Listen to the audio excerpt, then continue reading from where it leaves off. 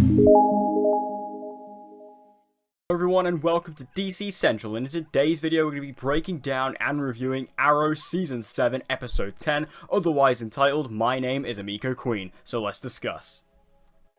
So let's just jump straight into this. At the end of the Arrow Season 7 mid-season finale, it was revealed that the mystery Green Arrow, the person under the hood of the new Green Arrow, is Oliver Queen's half-sister Emiko Queen, and she is played by C. Shimuka, and I have to say that C. Shimuka did a fantastic job in this episode with Emiko. I think she was really strong in this episode, portraying her mission, portraying what she had to do. You know, her training was very intensive. We saw that in Episode 8, we see it again here, and we can see that she's a very much equal training to Oliver. Like the opening scene of this episode where she is going around crossing names off the list like Season 1 Oliver was so brilliant, and it really emphasized that yes, this version of the Green Arrow, this Emiko Queen, is of equal training and equal skill level to Oliver.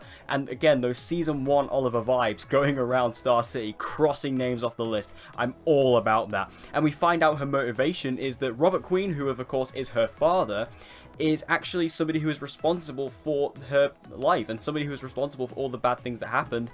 Basically, they were from the Glades. Emiko and her mother are actually from the Glades, which is something I think is a little convenient, but I'll let it slide. But Robert was supposed to fund them and give them money to help them support and help, you know, give them support, help them through their life. But apparently Moira found out about that, and I thought that was actually incredibly interesting to bring Moira back into the story like that. And, you know, Moira basically put a stop to the entire thing, thus ruining Emiko's life. And I think that was really intense and really well done. Again, bringing it back into Season 1. Even Walter is involved in this, which I think is really interesting. And on top of all that, you find out the reason why Emiko is crossing names off a list, why she is acting as the Green Arrow, is because her mother was actually murdered in Star City in the Glades, and the police did nothing about it. And that is why she is doing it. It's essentially a revenge mission. So, you know, for the most part now, all of our questions regarding Emiko Queen in regards to her origin, her family, where she's from, what her mission is, have all been answered. And I'm very happy about that. And again, I'm very excited to see what they do with Emiko going forward. Not only for the rest of the season, but potentially the rest of the series, depending where they go with her. And I think C. Shimuka is the perfect casting for this role. I loved her, and I think she's going to do great things for the rest of the show. Now, another actor I particularly want to shout out in this episode is Stephen Amell. I think he was brilliant in this episode. When he finds out that he has a half-sister, that he has another sister out there, and it's another one of Robert's secrets, like, his reaction was absolutely phenomenal. Like, his face acting, everything he was doing with the emotion side of things, it was just really believable. And he was sat there, you know, really feeling angry at Robert. You know, this was another secret that his father had kept from him. And this is something that's so crucial to Arrow. This is something that's so at its core, is Oliver righting the wrongs of his father, and him basically at this point in Arrow, you know, 7 seasons in, he feels like he's covered all of that. He feels like he's covered all the bases. He has basically written every wrong that his father has ever committed in his life. And then he finds out that there is this other family in Star City who are actually his family too, that he never knew about. And I think that's a really interesting story to go with.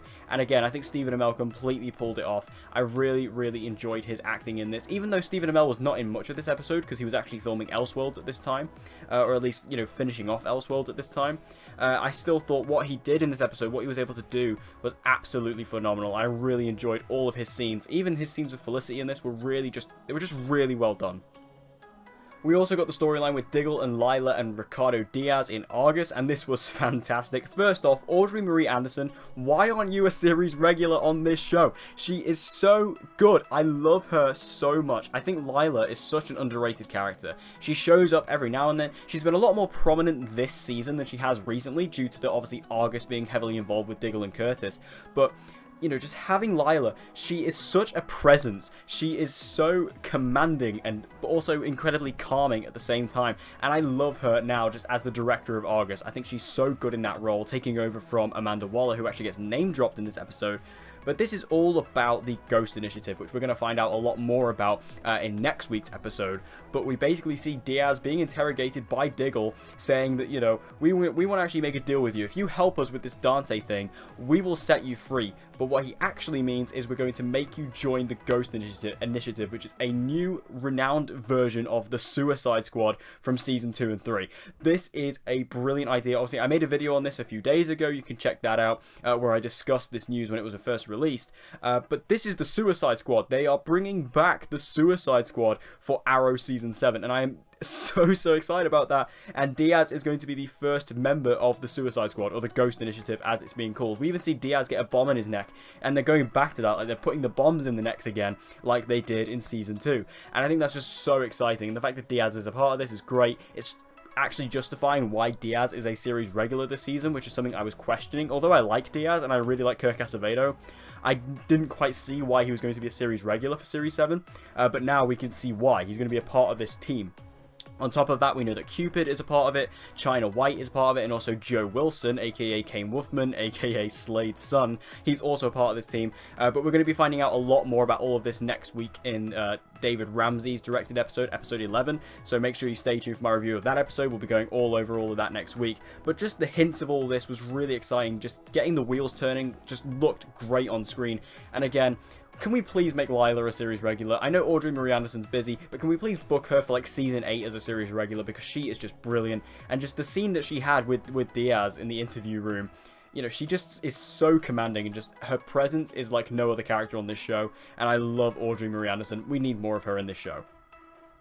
Now, finally, we had the future storyline in this episode, which was actually very interesting, because we knew that we were going to be meeting the older version of Renee in this episode, and we do just that. It's very much focused on Zoe and Renee, with a little bit of Dinah.